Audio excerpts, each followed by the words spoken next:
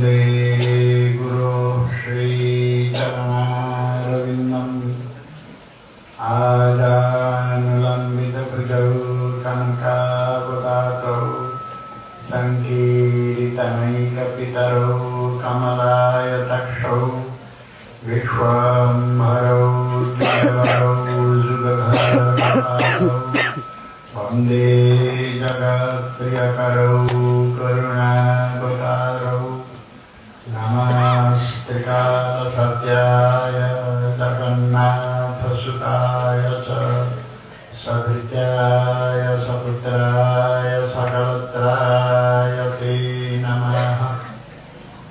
सत्पुण्डरीकनयनामिघाभावैद्युताम्बरं विभूषं मौनमुद्राढ्यां वनमालिनामीश्वरं तं घोरजश्चुरितकुन्तलबद्धवरः वन्याप्रसूनरुचिरेक्षणचारुहासं वेणुं पनन्तमनुगैरनुगीतकीर्तिं गोप्यो दिदृक्षितदिशभ्यगमनसमेताः तप्तकाञ्चन गौराङ्गी राधे वृन्दावनेश्वरी वृषभानुसुते देवी हरिप्रिये। नाहं वसामि वैकुण्ठे योगिनां हृदयेन च मधुभक्ता यत्र गायन्ति तत्र तिष्ठामि नारद तुलसी काननं यत्र यत्र पद्मवनानि च पुराणपठनं यत्र तत्र सन्निहितो हरिः।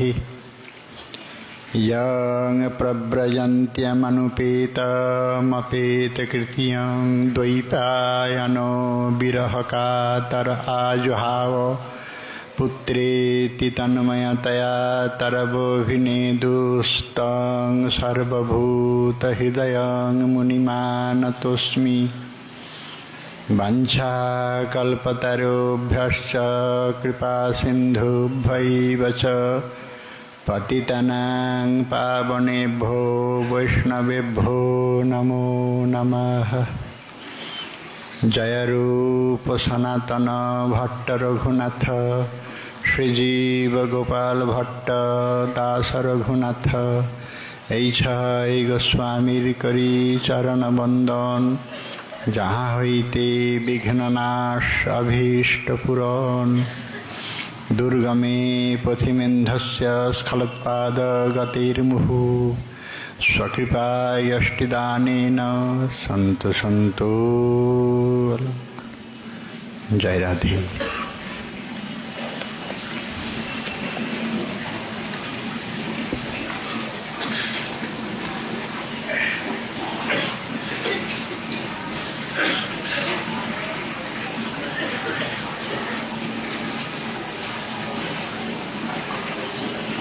ओम नमो भगवते वासुदेवाय। श्री श्री चैतन्य चरितामृतम् आदिलीलायां चतुर्था परिच्छेदः। आमा হইতে যার হয় শত শত গুণ সেই জন আহ্লাদিতে পারে মোর মন। আমা হইতে গুণী বড় জগতে অসম্ভব একলি রাধাতে তাহা করি অনুভব। কোটিকাম যিনি রূপ যদ্যপি আমার অসমর্ধ মাধুর্য সাম্য নাহি যার। কলি পাবন অবতার শ্রীমন মহাপ্রভুর প্রিয় পরিকর শ্রী শ্রী গৌড়ীয় বৈষ্ণব সম্প্রদায় আচার্য শিল কৃষ্ণদাস কবিরাজ গোস্বামী ঠাকুর বিরচিত তদীয় শ্রী চৈতন্য চরিতামৃত গ্রন্থরত্নে গ্রন্থকার আদি লীলার চতুর্থ পরিচ্ছেদের সাথে সাক্ষাৎকার দিচ্ছেন। আমাদের আজকের সাক্ষাৎকারী আমা হইতে গুণী বড় জগতে অসম্ভব একলি রাধাতে তাহা করি অনুভব। মোর রূপে আপ্যায়িত হয় ত্রিভুবন অসমর্ধ মাধুর্য যার নাহি সম। এই পয়ারে আস্বাদনীতে আমাদের গ্রন্থকার মহাপ্রভুর অবতরণের আভ্যন্তরীণ কারণ যেরূপ নির্ণয় করেছেন এবং মহাপ্রভুর গম্ভীর প্রকোষ্ঠে রাধার সুধানিধির আস্বাদনীয় তিনি দিয়েছেন এবং সেই প্রসঙ্গে আমাদের ব্রজযাত্রার পথ প্রশস্ত করে দিয়েছেন। ব্রজনিকুঞ্জে সেবা প্রাপ্তি করতে হলে সাধকের যেরূপ হওয়া বাঞ্ছনীয় সেই পথ তিনি দেখিয়েছেন। মহাপ্রভুর মহাদানের এহেন চরমতম পদ্ধতি ঋষিগণের পর্যন্ত জানা ছিল না। ভগবান শুকদেব কিছু ইঙ্গিত করলেও কিন্তু তার প্রশস্তি আমাদের বুকে তখনও আসেনি। মহাপ্রভুর দিনে এইটাই হলো অভিনব সংবাদ। অভিনব সংবাদ আমা হইতে গুণী বড় জগতে অসম্ভব, একলি রাধাতে তাহা করি অনুভব। সত্যি সত্যি ভগবান হতেছেন অনন্ত গুণ কল্যাণ বারিধি। গুণ তার গণনাতীত, মহিমা তার সীমা রহিত। তার গুণ গণনা করবে এমন কে আছে? বাতাদ্ধরুম বিবরস্য চতে মহিত্বম। তোমার মহিমা বলে শেষ করা যায় না। ব্রহ্মা বলছেন, যিনি ব্রহ্মার এই ব্রহ্মাণ্ডের সৃষ্টিকর্তা, তার যে ধিষণা আমাদের মতো স্থূল না। সেই পরাবিদ্যার অধিকারী ভগবান জগৎস্রষ্টা ব্রহ্মাও সেইখানে স্তব করে বলেছেন, আমি কিছু জানি নাই। একমাত্র মহাপ্রভুর করুণায় আমাদের ব্রজযাত্রার পথ সুগম হয়। এবং ব্রজযাত্রা মানে কি? এই মঞ্জরীরূপী সাধনার যে পীঠস্থান। অন্যত্র হয় কিন্তু তার স্থানে তার লীলা দেখো রাত্রি দিনে হলে ভালো হয়। কেন? এই মৃত্তিকার এই ধূলিকণার একটা বিশেষ মহিমা আছে, তার একটা অলৌকিক ক্ষমতা আছে। এইখানে পড়ে থাকলেই অনেকটাই, পড়ে থাকলেই ভজন হয়, তবে নিষ্কপটে পড়ে থাকা চাই। যেমন করে হোক নিরভিমান নিষ্কপট ছাড়া এই ব্রজের পথ সুগম নয়। কেবল যে অনুরাগী, কেবল যে রাগমার্গে ভজে কৃষ্ণে অনুরাগী, তারে কৃষ্ণ মাধুর্য সুলভ। রাগমার্গের পথ হলো একমাত্র লোভ, লোভরূপী কারণ দিয়ে তবে এই রাস্তা সুগম হয়। এবং অনুরাগী সেই গোপী ভাবামৃতি যার লোভ হয়, বেদ ধর্ম তেজি সে শ্রীকৃষ্ণ ভজয়। রাগানুগা মার্গে তারি ভজি যেই জন, সেই জন ব্রজে পাই ব্রজেন্দ্র নন্দন। এছাড়া আমাদের আচার্যগণের অন্য কোনো মহিমাময় বাণী নেই। তা রূপ সনাতন শ্রীজীব রঘুনাথ দাস গোস্বামীপাদের আরাধনার সুবাসনার ফসল স্বরূপ আমাদের এই মঞ্জরী রূপের সাধনার দ্বার উন্মোচিত। আমা হইতে গুণী বড় জগতে অসম্ভব। স্বয়ং ভগবান গোবিন্দ যখন অবতীর্ণ হলেন, নন্দস্তু আত্মজ উৎপন্নে জাতাল্লাদ মহামনা। ব্রজবন আনন্দ কানন, আনন্দের পসরা লেগে গেল। পরমানন্দকে বরণ করার জন্য সকলেই পরমানন্দে তারা বরণ করল। যখন আনন্দ নিকেতন যশোদার প্রাণধন, যশোদার শয়ন কক্ষে স্বর্গ গুণময় বিগ্রহকে কি দিচ্ছেন? মাতৃস্থানীয়া ব্রজমায়েরা, বর্ষীয়সী ব্রজমায়েরা এসেছেন। তাহাসি সাহা প্রজঞ্জানা চিরং পাহিতি বালকে সর্বগুণ নিধান। যশোদার প্রাণধন, যিনি সকলকে যশ দেন, তিনি হলেন যশস্বী ভগবান। তাকেও যে যশ দেন, সেই জন্য তিনি নাম ধরেন যশোদা। যশস্বী ভগবানকেও যশ দেন বলি যশোদা। যশোদা মানে যশ দান, দানে পরে ক প্রত্যয় করলে যশোদা শব্দ নিষ্পন্ন হয়। যশো দদাতিথি যশোদা। যশস্বী ভগবানের কোনো নাম ছিল না, কোনো রূপ ছিল না, কোনো সীমা ছিল না। অসীম অনন্ত, তাকে সীমিত ক্রোড় পরিমিত করলেন। যশোদা মায়ের শুদ্ধ বাৎসল্য বারিধির এই প্রবল আকর্ষণে সীমারহিত এখন সীমিত হলো, ক্রোড় পরিমিত হলো। যার অনন্ত গুণগান গান করে সকলেই মুখরিত হয়, আজ সেই তাকেও যশ দিতেছেন।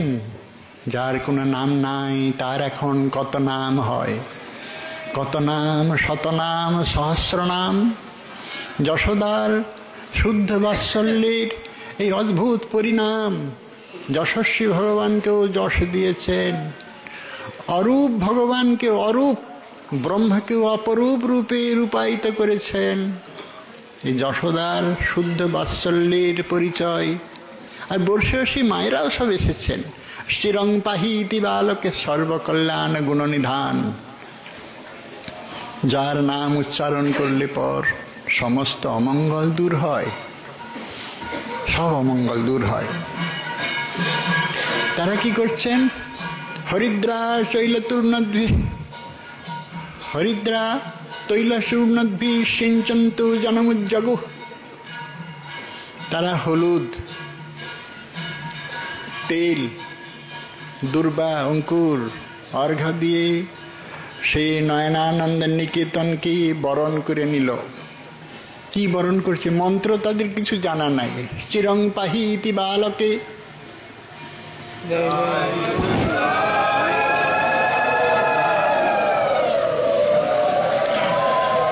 চিরকাল বেঁচে থাকো। আমাদের স্নেহ সুধারস পান করলেই আমাদের রক্ষা হবে। সত্যিই তো, বাৎসল্য ভর পরিপূর্ণা মায়েদের কানায় কানায় বাৎসল্য রসে পরিপূর্ণা পূর্ণা। তাদের অখণ্ড রূপে বাৎসল্য রস পান করলেই তাদের রক্ষা হবে। বলে আমাদের এইভাবে তুমি রক্ষা করো, আমাদের স্নেহ সুধারস তুমি অখণ্ড রূপে পান করো। হে অজন, তুমি আমাদের নয়নানন্দ ভাজন। হে যশোদার প্রাণধন, ব্রজবাসী জীবন, বহুদিনের আকাঙ্ক্ষা মূর্তি হয়ে তুমি অবতীর্ণ হয়েছ, দৃশ্য হয়েছ। সেই জন্য বাৎসল্য ভর পরিপূরিত মায়েরা সব তাকে বরণ করে নিল। সর্বমঙ্গল মঙ্গল নিকেতন, সর্বমঙ্গল মঙ্গল যশোদা দুলাল, কোমল কমল দল, তমাল শ্যামল। তাকে এমন সুন্দর, এত রসময়, এত এত মধুময় করে তাকে সম্বোধন করল। করেই তাদের নয়নের সফল সুফলকে দর্শন করেই কৃতকৃতার্থ হয়ে নিজ মন্দিরে প্রস্থান করল। এতে হলো সর্বগুণনিধান শ্রী গোবিন্দের অবতরণের সময় সে শুকদেব গান করেছেন। রাধারানীর কথা তো বলল না। আমা হইতে গুণী বড় জগতে অসম্ভব, একলি রাধাতে তাহা করি অনুভব। একটু ইঙ্গিত দিয়ে দিয়েছেন শুকদেব, মাঝে মাঝে একটু ছটা দিয়ে গিয়েছেন। তার এই দিব্য ভাবনাতে অতি গোপনীয় বস্তুকে রহস্য আবৃত করে রাখতে চায়, বের করতে, কিন্তু মাঝে মাঝে বের হয়ে যায়। বলতে বলতে হরে নিবাসাত্মা গুণ এই রমাকে রম অভুণ্যপ। হে মহারাজ, শ্রীহরি যে সকলের মন হরণ করে, আজ ব্রজবাসীদের সকলের মন হরণ করেছে। রূপে গুণে মাধুর্যে সুমণ্ডিত হয়ে সকলের গুণ মন হরণ করেছে বলেই হরের নিবাস আত্মগুণ ওই রমা ক্রীড়ম অভুণ্যপ। রমাগণ মানে লক্ষ্মীগণ, এইখানে তো অন্য লক্ষ্মী নেই, এইখানে আছেন প্রেম লক্ষ্মী রাধারানী। তার নিজ শক্তি সকলের অবতরণ রমা ক্রীড়ম, সেই জন্য কোনো সম্পত্তির অভাব নাই। রাধারানীর চরণ স্পর্শের সাথে সাথেই না সর্বস্ব মঙ্গল মঙ্গলান্বিত হয়ে উঠল। মঙ্গলময় ভগবানকে কে মঙ্গল দান করবে? বলছেন একমাত্র তার প্রেয়সী বরা ছাড়া আর কারোর ক্ষমতা নাই। তাই শ্রী শুকদেব ওই মাঝে মাঝে একটু করে বলে দিয়েছেন, শ্রয়ত ইন্দিরা শস্যদত্রেহি দ্বৈত দৃশ্যতাম দীক্ষুতাপকা। ইন্দিরা, ইন্দিরা শব্দের অর্থ হল লক্ষ্মীগণ। যেদিন তোমার শুভ আবির্ভাব হলো সেদিন থেকে লক্ষ্মীগণ বিলসিত হতে থাকলো। ব্রজের পথে পথে মন্দিরে কুঞ্জ কাননের সেইখানে সমস্ত লক্ষ্মীগণ বিলসিত হতে থাকলো। শ্রয়ত ইন্দিরা শস্যদত্ত নিরন্তর। হে দ্বৈত, হে সুন্দর, তোমার মহিমার কথা কি আর বলবো। ব্রজের মহিমা সত্যি, এখানে কোনো ভাষা দিয়ে শুকদেব বলতে চাননি। ব্রজের মহিমা বলতে বলতে এসে দুই একটা শব্দ রাধারানীর কথাতে একটু ইঙ্গিত করেই আবার ডুব দিয়ে দিয়েছেন। না, আমার হৃদয়ের অত্যন্ত গোপনীয় রহস্য ধন আমি বিশ্বজগতের মাঝে প্রকাশ করব না। তবে মাঝে মাঝে একটা দুটো শ্লোক, অর্ধেকটা শ্লোক একটু ছটা বেরিয়ে আসে। যেমন আমাদের যদি সেরকম যথাযথ দিব্য ভাবনার উদ্ভব হয়, উদ্ভূতি হয়, তাতে কখনো কখনো চোখে মুখে কিছু চেহারায় ফুটে ওঠে। কিন্তু এই লোকের চোখ নয়, এ কোন অতল দৃষ্টিতে গভীর দৃষ্টিতে চোখ দিয়ে দিয়েছে। এই চোখ এই রাজ্যের চোখ নয়, চোখ দেখলেই বোঝা যায়। আমাদের মনের ভাবনার প্রতিচ্ছবি ফুটে উঠে মুখমণ্ডলে। মুখমণ্ডল দর্শন করলেই বোঝা যায় এই ব্যক্তির মনের মধ্যে কি ভাবনায় ভাবিত হয়। সেজন্য মাঝে মাঝে শুকদেবীর দিব্য উচ্ছ্বাসের মাঝে শ্রী রাধারানীর নামটা ইঙ্গিতে কখনো কখনো বলে দিয়েছেন, কৃষ্ণ বাঞ্ছা পূর্তি রূপ করে আরাধনে, অতএব রাধিকা নাম পুরাণে বাখানে। সর্বকান্তি শব্দের কহে কৃষ্ণের যতেক বাঞ্ছা রাধাতেই রহে, রাধিকা করেন কৃষ্ণের বাঞ্ছিত পূরণ, সর্বকান্তি শব্দের এই অর্থ বিবরণ। গোস্বামীপাদের ভাষা। সব গোবিন্দী পূরণ করবে কে? বাসনা একমাত্র রাধারানী ছাড়া আর কেহ না। সেই জন্য তিনি হতেছেন মঙ্গলময় ভগবানের মঙ্গলদাত্রী। অতএব গ্রন্থকার লিখতে লিখতে আরো অনেক কিছু লিখে দিয়েছেন। বলছে অনন্ত গুণ। শ্রীরূপচরণ যখন রাধারানীর গুণবর্ণনা করছেন না, মুখর হয়ে গিয়েছেন। বলছেন আমি বৃন্দাবনেশ্বরীর গুণ বর্ণনা করছি। অনন্ত গুণের মধ্যে 25টি গুণ প্রধান। ব্যাখ্যা দিচ্ছেন অনন্ত গুণ রাধিকার 25 প্রধান, যাহা হইতে বশ হন কৃষ্ণ ভগবান। কবিরাজ গোস্বামীপাদ তার অনুবাদ করলেন, যাহা হইতে বশ হন শ্রীকৃষ্ণ কৃষ্ণ ভগবান।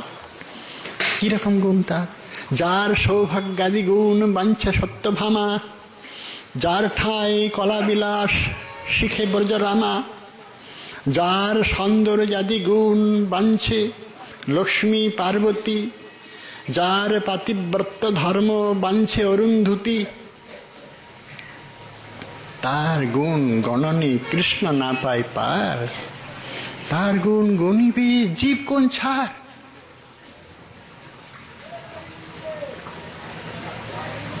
রাধারানীর যদি চরণের একটু ছটা কারোর হৃদয়ের মধ্যে লেগে যায়, কিছুটা বুঝতে পারবেন।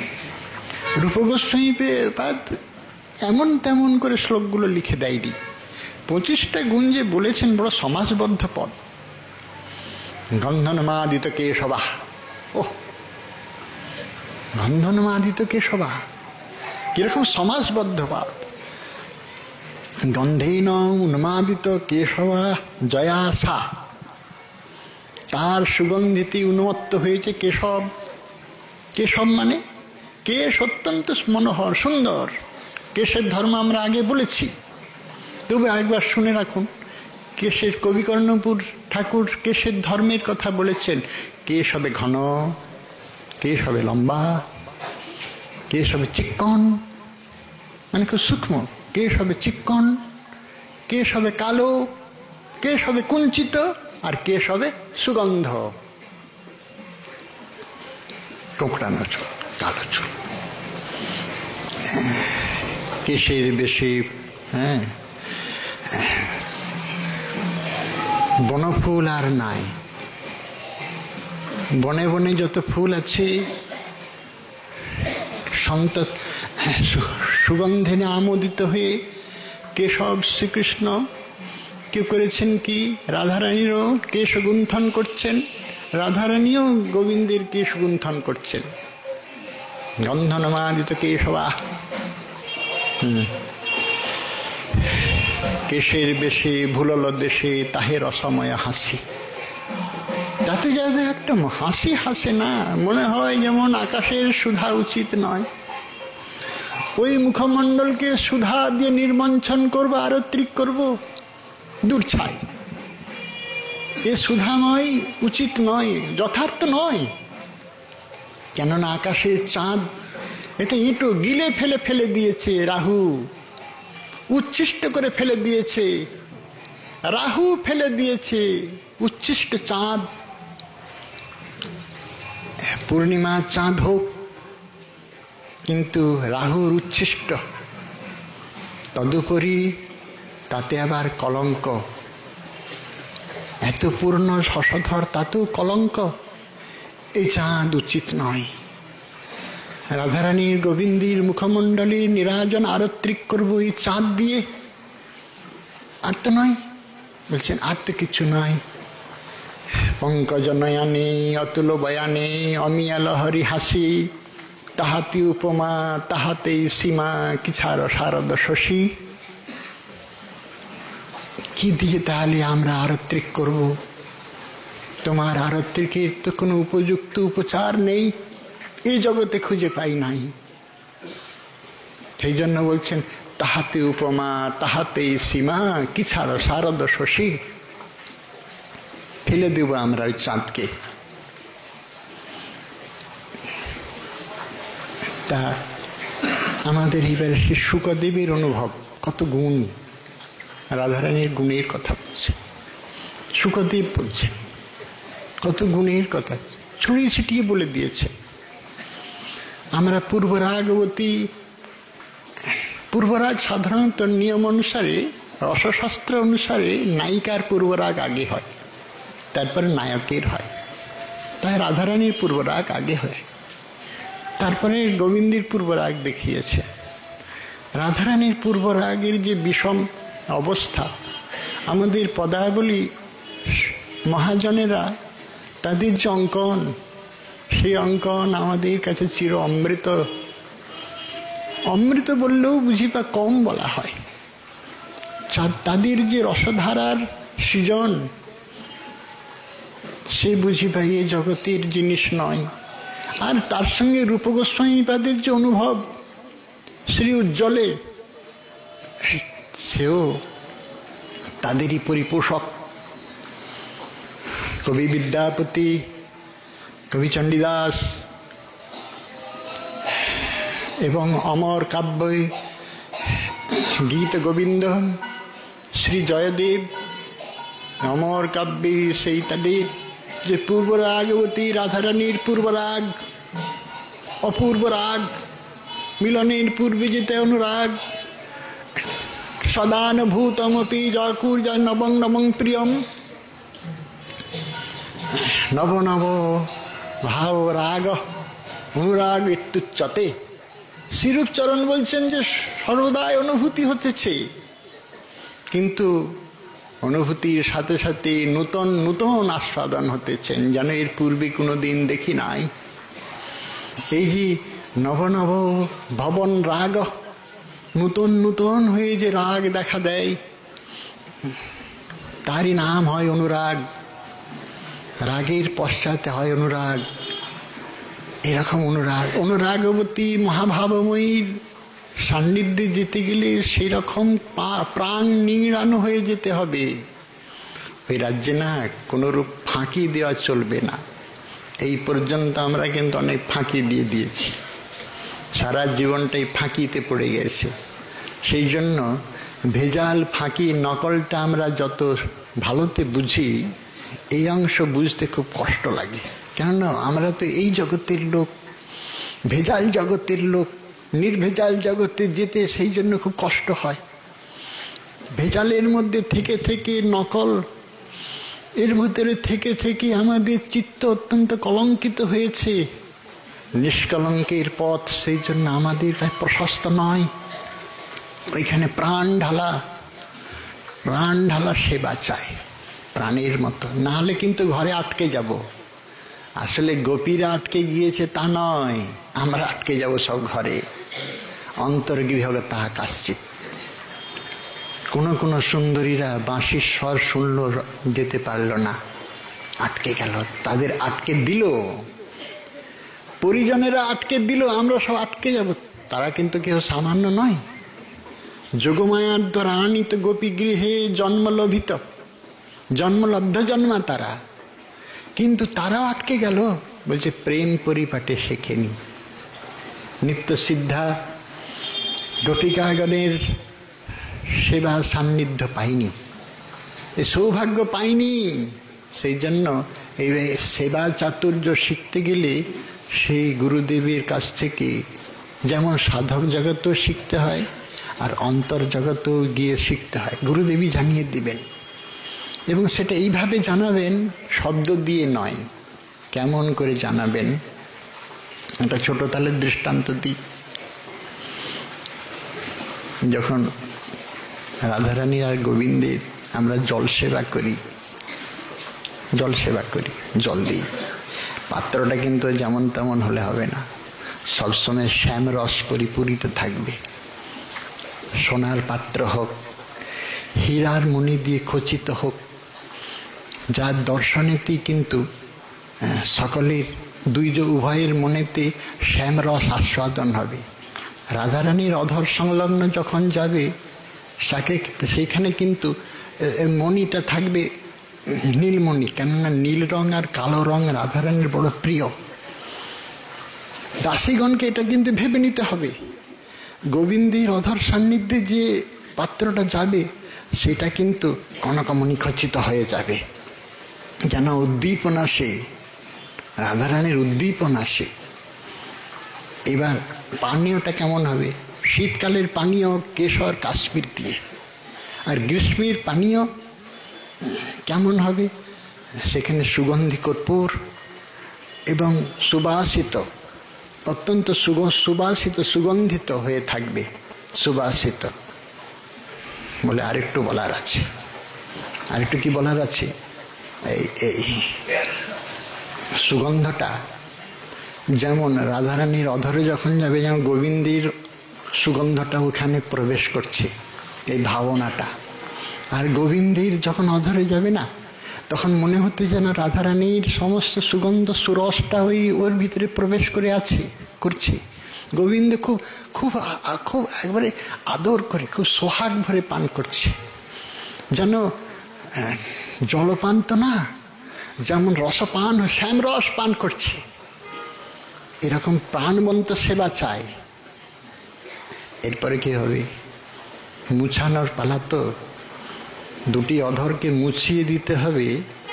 জলশোষক বস্ত্র যেমন তেমন হলে হবে না, জলরোধক নয়, জলশোষক। মানে একবারে দিবার সাথে সাথে জলটা শুষে যায়, দেরি করলে হবে না। দিবার বলে না যেমন তেমন বস্ত্র দিলে হবে না, খুব বড় নয় আকারে, একেবারে ছোটও না, ঠিক মাপসই। বেশি বড় বস্ত্র, বেশি ক্ষুদ্র বস্ত্র, ঠিক যেমনটি উচিত। বলে হলো না, আরো আবার কি দিতে হয়? বলে সুগন্ধ হওয়া চাই। ওই বস্ত্রখণ্ডটা যেমন জলশোষক, সেরকম সুগন্ধ হওয়া চাই। এত সুগন্ধ না উভয়কে যেমন আমোদিত করে তোলে। একবার আমোদ বলে তাও হলো না, আবার কি করব রে? বস্ত্রেতে একটু রক্তিম আভাত ছিটা থাকবে, কর্পূর রঙকে বলে, কর্পূর ছিটা থাকে। বলে কেন? বলে অধরে রাগ লেগে আছে যে। তার মানে রাধারানীর অধরে যখন মুছানো হবে, মনে হতেছে যেমন, মনে করবে যেমন গোবিন্দের অধর লগ্ন রক্তিমাহা এতে লাগানো আছে, সেই জন্য বড় সুখকর হবে। গোবিন্দেরও তাই। আরো নিবিড় সেবা আছে, এর ভিতরেও অনেক কথা রয়ে গেছে। বস্ত্রেতে রাধারানীর যখন সেই বস্ত্রখণ্ডটাতে না গোবিন্দের মুখাবয়ব চিত্রিত থাকবে, তাতে অধর অত্যন্ত সুস্পষ্ট হবে। সেবা দিয়ে তো সেবা দিয়ে স্বামিনীজি হৃদয়ে শ্যামরস জাগিয়ে তুলতে হবে, তো যেমন অধরে অধর স্পর্শ হচ্ছে। আমরা তো কেবল মুছেই শেষ করে দিলাম, তবে না, এটা শুধুমাত্র একটু বস্ত্রখণ্ডের এত মহিমা। এরপরে কত ছোট ছোট সেবা, এই প্রেম পরিপাটি, এইগুলো শেখেনি। সাধন সিদ্ধা গোপিকারা নিত্য সিদ্ধাদের সান্নিধ্য সৌভাগ্য পাইনি, শেখেনি, আটকে গেল। আমরা আটকে যাব, সহজ কথা, আমরা আটকে যাব। সেই জন্য যারা ওই রাজ্যে বিচরণ করে না, তাদের কাছে, তাদের পাশে পাশে থাকতে হবে। এগুলো শব্দ দিয়ে বোঝানো যায় না, বোঝা উচিত নয়। রাধারানীর গুণ গোবিন্দ বর্ণনা করছেন, সাধারণজন বর্ণনা করলে হতো। শ্রীরূপ চরণ বর্ণনা করছেন, শ্রী গোবিন্দ নিজ মুখে প্রশংসা গুণ বর্ণনা করছেন, রূপ দর্শন করছেন। যেদিন শ্রী রাধারানী রঙ্গমাধুরী প্রকাশ পেল,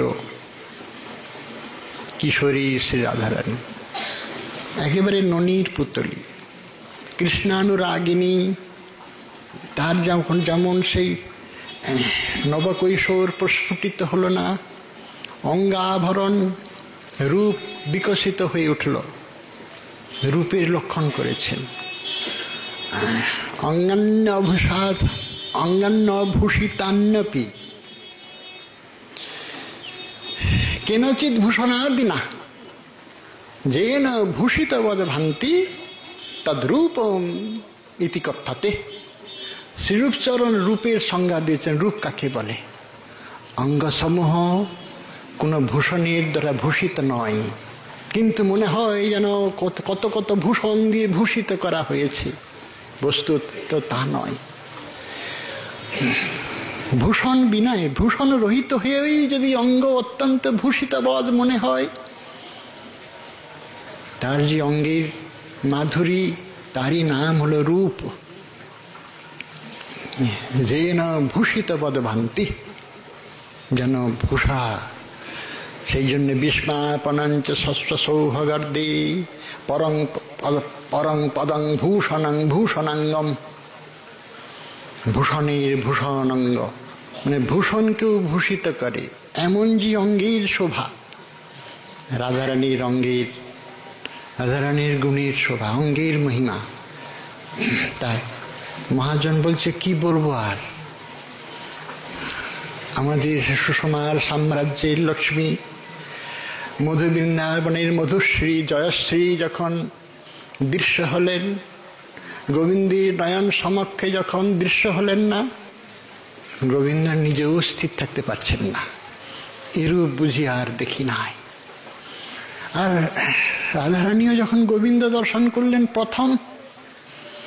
প্রথম শুধু কৃষ্ণ নামটা শুনেছেন, তার এই ব্যাকুল বিফলতা রূপ দর্শন করে স্থির নাই, একবারে আহার আদি সমস্ত বিরতি, আহারে বিরতি।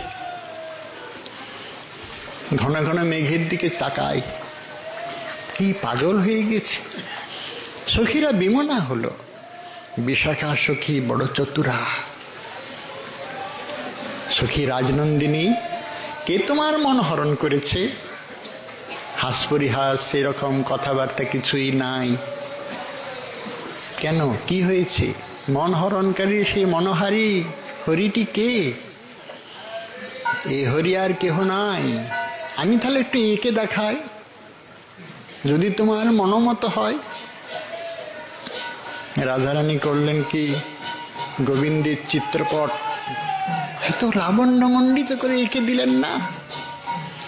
সমস্ত কলা বিদ্যায় নিপুণা শ্রীরূপচরণ দেখিয়েছেন তার গ্রন্থে। গুরুদেব দিয়েছেন জল সেবা দিতে বা ব্যজনী সেবা, ওইটা না, সব সেবাতেই নিপুণ হতে হবে, সমস্ত সেবাতে একবারে নিপুণ। ইঙ্গিত হবে না, ইঙ্গিত হবার আগে তো সব কাজ শেষ, সমাপন করে রাখতে হবে। ইঙ্গিতে কিরকম প্রাণে প্রাণ ঢালা হওয়া চাই, ইঙ্গিতে বুঝব সব কাজে। ঠাকুর মহাশয় আমাদের জন্য স্থূল পরিচয় দিয়েছেন, এমন আরো গভীরে ইঙ্গিত নাই, আগেই জানা হয়ে যায়, তবে না সেবা।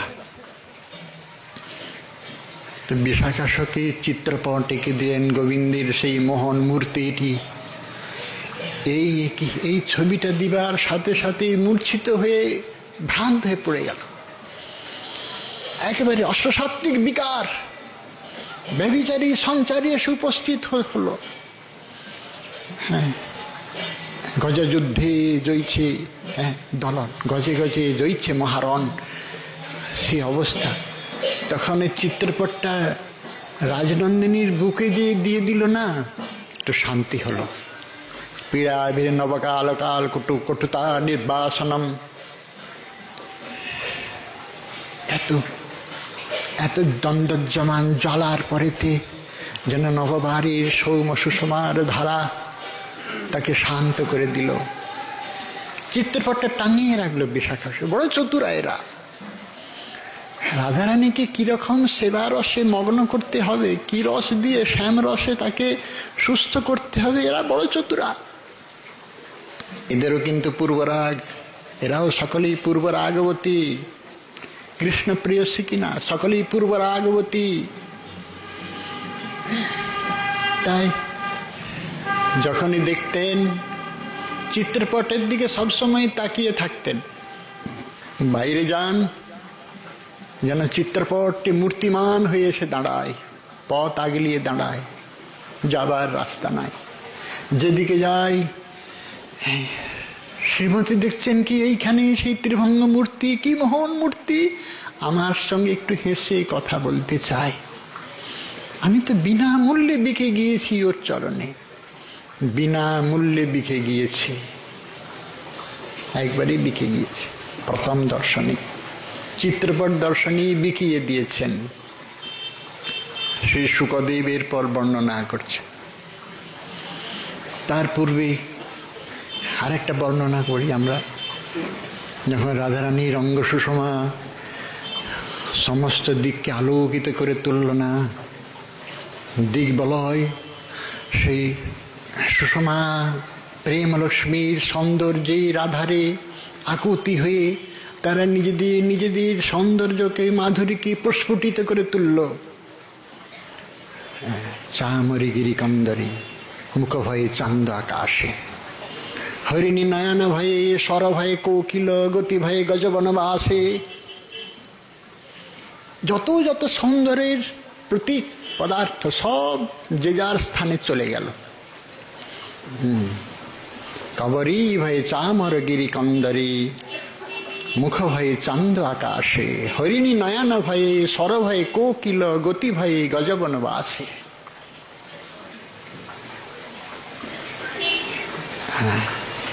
আর কুচ ভয়ে এখন যৌবনে সদা পদার্পণ করছেন। যেমন নবকিশোরী আমাদের শ্রী ব্রজধামে বা অন্যত্র কোথাও ধামে কোনো নিত্যধামে যৌবন নাই, নাত্য যৌবনও। এই শ্লোকের আস্বাদনীতে চক্রবর্তী অনেক অনেক লাইন খরচ করেছেন। ওহ, সত্যি এনারা আচার্য। কেন নাত্য যৌবনও, কত কথা বলে গিয়েছেন। নিত্য কৈশোর সেখানে স্থিতি, নিত্য কিশোরী, নিত্য কৈশোর। এই ব্যক্ত যৌবন হয় বুঝি এই সেই জন্য কবি বিদ্যাপতি ঠাকুর বলছেন কি, কুচ ভয়ে কমল কুরক জলে মুদিরহু ঘটপর বেশ হুতাশে। কমল কুরক জলের ভিতরে ডুবে আছে। ওই স্থানে কি অনুভব মহাজনের? ডুবে আছে কেন? ডুবে আছে কেন বলে, কুচ ভয়ে কমল কুরক জলে মুদিরহু ঘটপর বেশ হুতাশে। হুতাশন আগুনের ভিতরে ঘট চলে গিয়েছে। আমি উপযুক্ত নই, এই বক্ষযুগলের উপযুক্ত আমি নই। আমার এই হুতাশন আগুনের ভিতরে যাওয়াই উচিত। ঘটপর বেশ হুতাশে। আর কি করছেন? দাড়িম শ্রীফল কি গগনে বাস করু শম্ভু গরাল করি গ্রাসে। দাড়িম ফল আকাশে চলে গিয়েছে, ওই আকাশে দুলছে, আর এইখানে নাই। শ্রীফল মানে বেলফল উপরে চলে, অনেক উপরে চলে গিয়েছে। আর গরল পান করতে গরল পান করে নিল, অনায়াসে গরল পান করে নিল। হ্যাঁ, গরল পান করলই তো। মহাদেব গরল পান করলো, শম্ভু গরাল করু তা আসে। এই বক্ষযুগলের অপূর্ব মহিমা দর্শন করেই যেমন গরল পান করে নিয়েছে, গরল পান করে নিয়েছে। ভুজ ভয়ে কনক মৃণাল পঙ্কে মুদিরহু কর ভয়ে কিশলয় কাঁপে। বিদ্যাপতি কহ কত কত ওই ছন কহব মদন পরতাপে। তার শ্রীভুজ কিরকম বলে, কমল মৃণালিনী, স্বর্ণ মৃণালিনী, মানে পদ্মের ডাঁটা, স্বর্ণ মৃণালিনী। আর কর ভয়ে কিশলয় কাঁপে। ঈষৎ সমীরের আন্দোলনে যেমন পাতাগুলো ঝিরঝির করে কাঁপে না, বলে রাধারানীর এই অঙ্গুলি চালনের ভয়ে কাঁপছে। কবি বিদ্যাপতির অনুভব বলছেন কি, এইরকম সমস্ত দিকে সুষমা লক্ষ্মীর দৃষ্টিতে যে যার স্থানে স্থান নিয়ে নিল। অর্থাৎ নিষেধ মুখে বলছেন কি, সমস্ত ব্রজবন আজ সুষমায় সুষমামণ্ডিত হলো। এত সৌন্দর্য, এত সুষমায়, সাক্ষাৎ মাধুর্যের অধিদেবতা আবির্ভূতা হয়েছেন। গোবিন্দ মুগ্ধ হয়ে গিয়েছেন। হেরয়িত চিরথির আঁখি, চিরথির আঁখি স্থির হয়ে দেখছে, এ কোন রচয়িতা এমন করে রচনা করতে পারে। গোবিন্দ এখন রাধারানীকে দর্শন করছেন। শ্রী শুকদেব বর্ণনা করেছেন এই কথা। গোপীনাং পরমানন্দ আসিত গোবিন্দ দর্শনে ক্ষণং যুগ শতমিব যাসাং যেন বিনা ভবৎ। তাদের ক্ষণকাল শতযুগের মতো মনে হয়। তারা এখন গোবিন্দ দর্শন করছে না। পীত্বা মুকুন্দ মুখসার ঘামক্ষি ভৃঙ্গৈ স্থাপং জহুর বিরহজং ব্রজজৌষি তন্নি তৎসৎকৃতিং সমধিগম্য বিবেশ গোষ্ঠং সব্রীড়হাস বিনয়ং যদপাঙ্গমোক্ষম। যদপাঙ্গমোক্ষম, সব্রীড়হাস বিনয়ং যদপাঙ্গমোক্ষম। শ্রী গোবিন্দ উত্তর গোষ্ঠে আসছেন। পীত্বা মুকুন্দ মুখসার ঘামক্ষি ভৃঙ্গৈ, যেমন মাধুর্য রসের ছত্র ছড়িয়ে দিয়েছেন অকাতরে দান। আর পূর্ব রাগবতী ব্রজবালারা। শুকদেব মাত্র 2টি শ্লোকেই পূর্ব রাগের এরকম ভাবে বর্ণনা ইতিপূর্বে হয় নাই, কেহ করতে পারেনি। শুকদেবের অপূর্ব বচন বিন্যাস, ভর ভর মধু, কার্পণ্য নেই, সেই জন্য সারখ। গোবিন্দ মুখারবিন্দের অরবিন্দ আসব, মকরন্দ আসব পান করে ভর ভর মধু, কার্পণ্য নেই।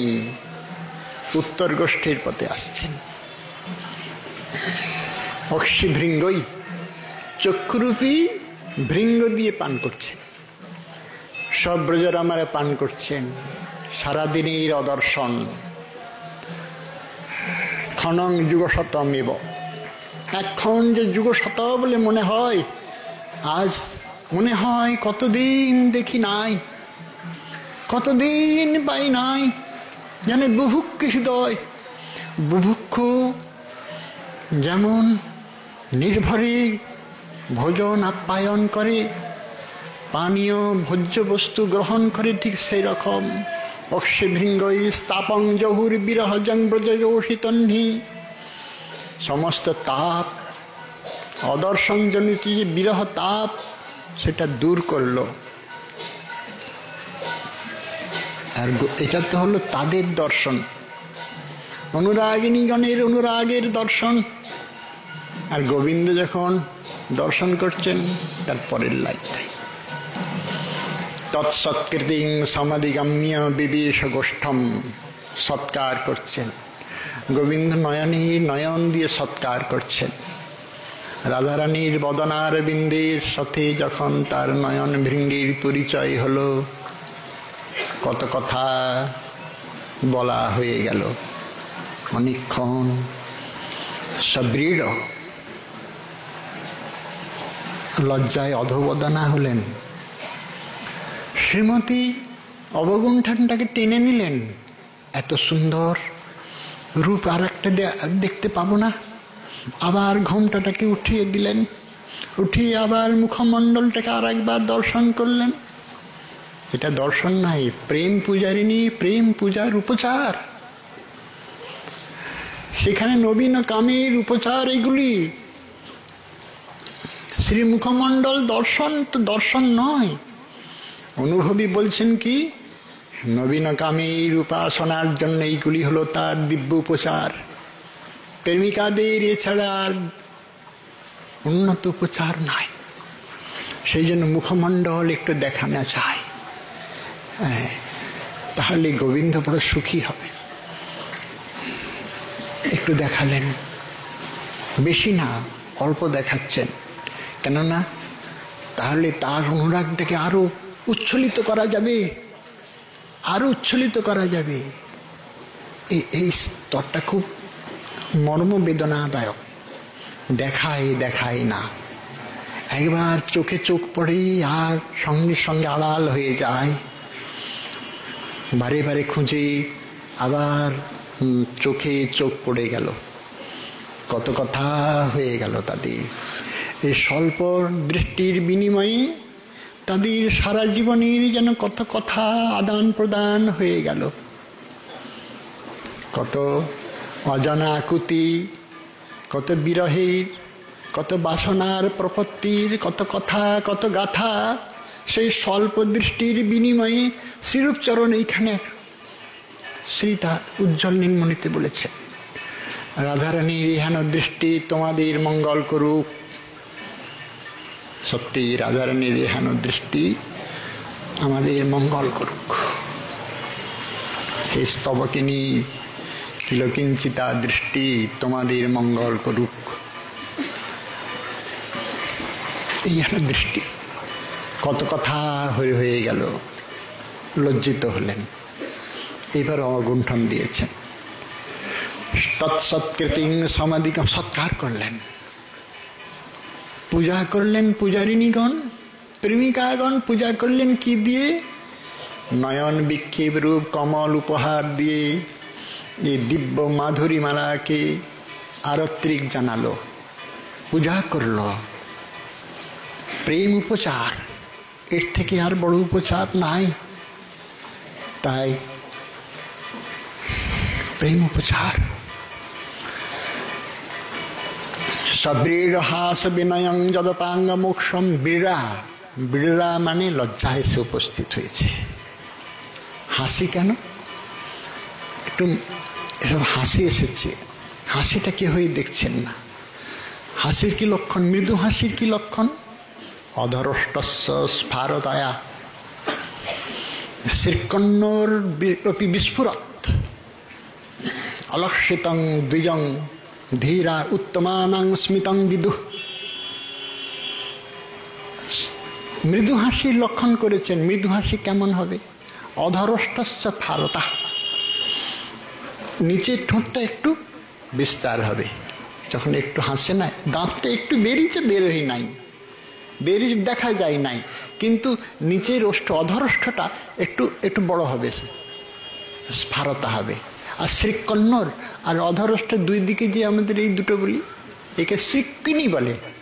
শ্রীকন্নর এবার বিস্ফুরত, এই দুটো একটু বড় হবে।